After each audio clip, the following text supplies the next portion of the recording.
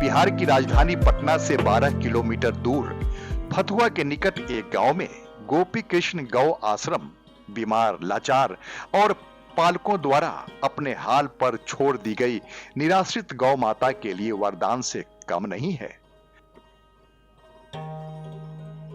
अक्सर देखा जाता है जब गाय बूढ़ी और बीमार हो जाती है अथवा दूध देना बंद कर देती है तो उसके पालक उसे छोड़ देते हैं, जिसकी वजह से ऐसी गौ माता को दर दर भटकना पड़ता है।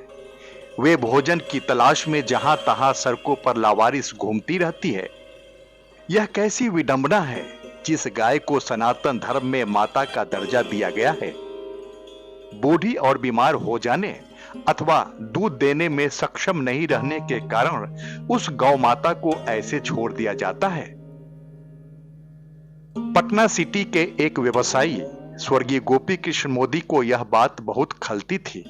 वे अक्सर अपने व्यवसाय को लेकर बिहार के कई जिलों में जाते रहते थे। इस दौरान उन्होंने सड़कों पर लावारिस घूमती हुई बूढ़ी और बीमार तथा जख्मी गौ माता को देखा। जब उन्होंने आसपास के लोगों से उन गौ माताओं के बारे में पूछा तो उन्हें यह जानकर बहुत आश्चर्य हुआ कि इन गौ माताओं को उनके पालकों ने छोड़ दिया है, क्योंकि अब ये दूध नहीं देती हैं। उनमें से कई गौ माताएं ऐसी भी थी जो गंभीर रूप से बीमार थीं।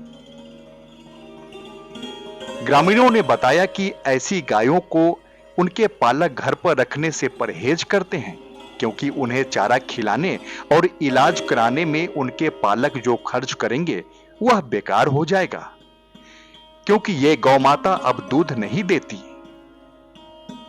अमूमन हर जगह उन्हें ऐसी गौ माताओं को लेकर यही बातें कही गई। गौ माताओं की ऐसी दुर्दशा और मजबूरियों को देखकर गोपी कृष्ण मोदी जी को बहुत दुख होता था। इसी दौरान वे अपने व्यवसाय के सिलसिले में राजस्थान और गुजरात गए, जहां उन्होंने कई ऐसी गौशालाएं देखी जहां बूढ़ी, बीमार और लावारिस गायों को न सिर्फ रखा जाता है बल्कि वहां उनकी सेवा भी की जाती है।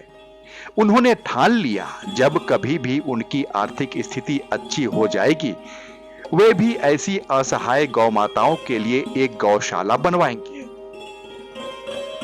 दुर्भाग्य से वर्ष 2020 में गोपी कृष्ण मोदी जी का निधन हो गया। बाद में उनके परिजनों ने गोपी कृष्ण मोदी जी के सपने को मूर्त रूप देते हुए इस गौ आश्रम का निर्माण करवाया। इस गौ आश्रम में गौ माताओं की हर सुविधा का ध्यान रखा जाता है। गौ आश्रम को स्वच्छ रखने के लिए हर 1-2 घंटे पर आवश्यकता अनुसार साफ सफाई की जाती है। यहाँ गौ माता को नहाने के लिए झरने की व्यवस्था की गई है। गर्मी न लगे इसके लिए पंखे की भी व्यवस्था है। अत्यधिक गर्मी पड़ने पर कूलर भी चलाया जाता है। गौ माताओं को आराम करने में तकलीफ न हो इसके लिए गद्देदार मत की व्यवस्था की गई है। मक्खी मच्छर परेशान न करे इसके लिए हर तरफ स्टील के मच्छर जाल लगाए गए हैं। उनके स्वास्थ्य की देखभाल के लिए पशु चिकित्सक को भी नियुक्त किया गया है। उन्हें पौष्टिक आहार दिया जाता है। इस गौ आश्रम में सुबह 4 बजे यानी ब्रह्म मुहूर्त में सबसे पहले भजन बजाया जाता है। सुबह जब गौ माता रंभाती है और गौ आश्रम में भजन बजता है वह दृश्य बहुत ही मनोरम होता है। वर्तमान में पटना सहित समस्त बिहार और आसपास के राज्यों से भी गौ सेवक अपनी सेवा देने यहां आते हैं।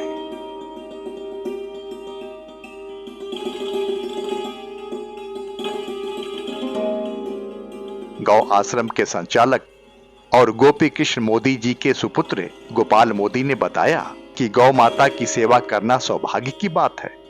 युगों युगों से हमारे पूर्वज गौ माता की सेवा करते आ रहे हैं। शास्त्रों में भी गौ माता को सर्वोच्च स्थान दिया गया है। पूजा पाठ, व्रत त्योहार में हम 5 गौवे यानी दूध, दही, घी, गोबर और गौमूत्र आदि का उपयोग करते हैं। हमें बचपन से बताया जाता है कि गाय हमारी माता है। वैसे भी मां के दूध के बाद हम सभी गाय का ही दूध पीते हैं। दूध पिलाने वाली माँ होती है तो गाय भी हमारी माँ हुई, और माँ की सेवा तो होनी ही चाहिए। माँ को भला कोई असहाय छोड़ सकता है? गोपाल मोदी ने बताया, इस गौ आश्रम में अभी कुल 32 गौ माता है। ये सभी गौ माताएं बूढ़ी और लाचार है, जो अब दूध नहीं देती। इनमें से कुछ जहां तहां लवारिस भटकती मिली, और कुछ गौ माता ऐसी भी हैं जिन्हें उनके पालकों ने गौ आश्रम में दे दिया है। उन्होंने बताया कि गौ आश्रम में गोबर से कई बायो प्रोडक्ट भी तैयार किया जाता है। यहाँ गोबर से उपले एवं पूजन सामग्री तथा गो काष्ठ भी बनाया जाता है, जिनका उपयोग अंतिम संस्कार के लिए लकड़ियों के स्थान पर किया जाता है। यह गो काष्ठ कई शमशान घाटों पर उपलब्ध है। साथ ही अनुरोध करने पर इच्छुक लोगों को निःशुल्क उपलब्ध कराया जाता है। अगर आप भी गौ सेवा करना चाहते हैं तो आपके लिए यह उत्तम स्थान है।